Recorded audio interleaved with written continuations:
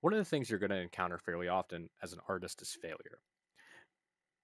And one of the things that we can do as artists is learn from our failures.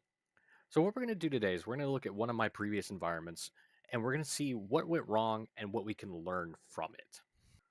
So, this is the environment right here. It's this giant clone lab scene. I had started it a while back ago, a few months ago.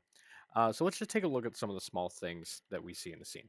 So, one of the biggest things that kind of sticks out to me is if we go into Maya. This was my kind of block out plan for the scene, and right away there's a lot of problems with it. I was trying to get this scene out as quickly as possible. One of the things that sticks out is just universally bad planning. Bad planning of the layout resulted in an inability to dynamically change different parts of the scene and forcing me to stick with a bad design. So, for example, this platform here. This platform is a visually appealing platform. It's nice. However, this platform here, this section right here, um, one of the things I didn't measure when I started constructing the scene is A, the depth here doesn't quite make sense. And then B, if you take a person-sized block and you put it right here, they're going to hit their head on this. Um, as a playable space, this is not this is not designed for a playable space. Also, just ignore this. This is just a thing here. But ergonomically, it's not a very well thought out space. And the scene's layout forces me to have to stick with this design and attempt to make it work, even though stuff was very clearly going wrong as I was working on it. Overcommitting to a bad design right away is something that I think a lot of artists do. Even if you've been doing this a long time, you can do it. You can follow yourself into a hole. You think something's going to work, and it doesn't work as well as you think it's going to work. The big takeaway here is blocking out things properly and setting up your scene in a way that allows you to be flexible and in a way that allows you to dynamically change your scene. All right, let's talk about lighting a little bit. So, one of the things that went wrong with this scene was a bad plan for how that I was going to do the lighting for this scene. So one of the examples is I have these huge screens and these huge computers that go all around. But then also if I was to break away from the camera, they're all underneath this vat of where this clone person is, and then they're all underneath these big spotlights that are shooting down. So from a distance, you could say that it's kind of a visually appealing shot. You have these spotlights, but if we want to look at any details, everything just kind of gets a little lost. It hides in the details. So like you have these screens that are up here. They're not projecting anything onto the characters that are on the frame. These have a missive, but they might as well not exist at all into the frame. They're not casting light on anything. Everything just gets washed out and lost in the frame. And that's one of the big things I'm pointing out here is that it just washes everything out. There's just not good planning of the lighting that's giving mood or feeling, and that's what lighting is supposed to do, right? You're not getting something that is telling a story with this. You have people. If you remove the people out of the scene, while it might be a little better, it's still not giving any sort of feeling or emotion or giving any flexibility that can give that feeling or emotion. And it all just comes down to how the scene was planned. It was just poor planning. One of the other large things is what I tell new artists is you want to work with the 70-30 rule, right? Like you want to do 70% of what you know and 30% of what you don't know. And sometimes you want to you that's not really a rule per se. It's more of like what you're comfortable doing and what the time you had. I had a very short time limit that I gave myself that I can work in on this scene.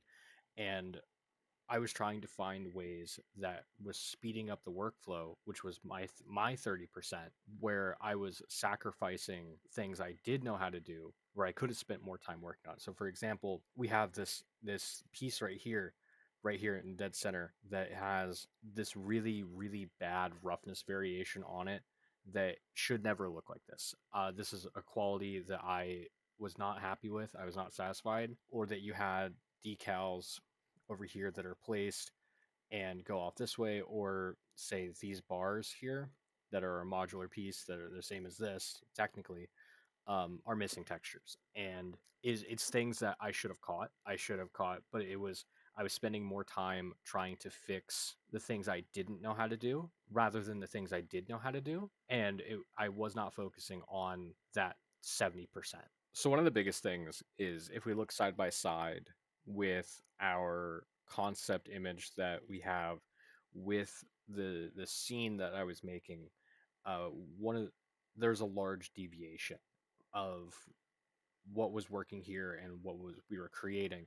And the reason for that was I wanted to make something that felt more grandiose, more unique, and in doing so, and this is a thing that a lot of artists do, this is a thing that a lot of, whether you're new artists or you're an experienced artist, it may happen less frequently, but it does still happen. You try to make something that feels unique, but you're deviating too much from the things that were working in the concept and what was working and why it was working, because you would think it would look cool, or because you think that it tells a better story, or for whatever reason, right? Like you take a look at the concept and you're like, oh, I don't want this Cthulhu monster. I want this upside down man, and what it could work, right? Like it could work for whatever story you're trying to tell. But the one of the biggest things is the layout, right? One of the biggest changes is the layout, where I added a section at the bottom down here instead of putting just tanks, and because I thought it would look visually cool, and I didn't plan. I didn't prep, and there's just a huge mistake here. I took away the office setting up here. Instead, I replaced it with a bunch of crazy pipe structures for the visual element of I thought it would look cool, and it doesn't work as well as what we're seeing here in the concept. And that's one of the biggest takeaways for that is I think that when you decipher a concept and you look at a concept, you need to look at what's making it work. And that comes with time, that comes with being an artist, that comes with experience, and looking at what makes the concept work, why it works, how it works, and really trying to decipher, if you're going to make deviations, what it is that you can do that doesn't affect the things that are working in the original concept, if that makes sense. So I'm not saying don't make deviations. I'm saying do it in a way that you can see the original artist's intent and build off of it rather than try to erase it.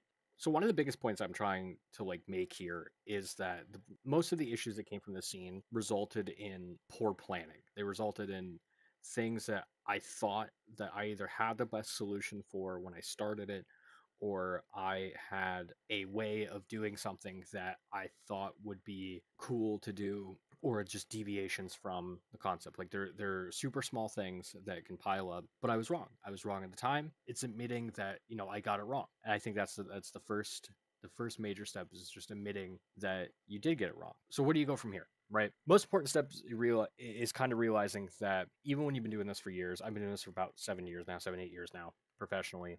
From time to time, you're still gonna mess up. You're still gonna make a scene that doesn't perform to whatever standard that you set for yourself. Sometimes scenes just don't work, right? Like I could work this scene to death. The scene that I have right now does not work.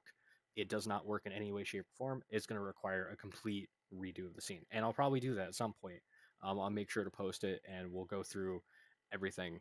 The other thing is we have to also realize that art is hard, and learning is not linear. We have times where we sometimes have to take like a really big step back and look at what went wrong with a piece and analyze it from an analytical perspective, take all the biases out and go, this went wrong. Okay, I admit it.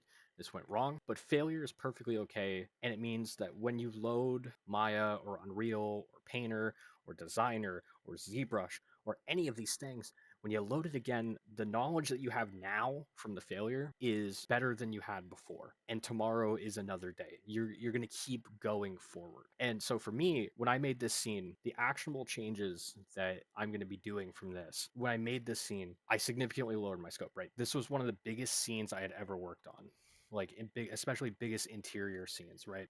Where I started looking at it and I said like, okay, I need to make changes. I need to start planning my scenes better. I need to start planning my modular kits better. I need to start planning my layouts better, do blockouts better, do do all of these things. And I got in contact with artists who I knew who did those things really, really, really well. And I sat down with them and I talked with them about how they do it and why they do it and their philosophies of doing it. And I got better. And I wanted to tell deeper, more isolated stories, but also just get better as an artist. Is there more things in this scene that is wrong? Yeah, that would just be reinforcing the core idea that planning and proper planning saves you time. It's not only saves you time, it makes things what you're doing better. It makes you as an artist better, and appropriately scoping for what it is that you are doing as well is paramount for more lighthearted. If you made it to this part of the video, I hope you have a fantastic day. I hope every penny you find is heads up, and I hope all of your tea is perfectly sweet. Have a fantastic rest of your day.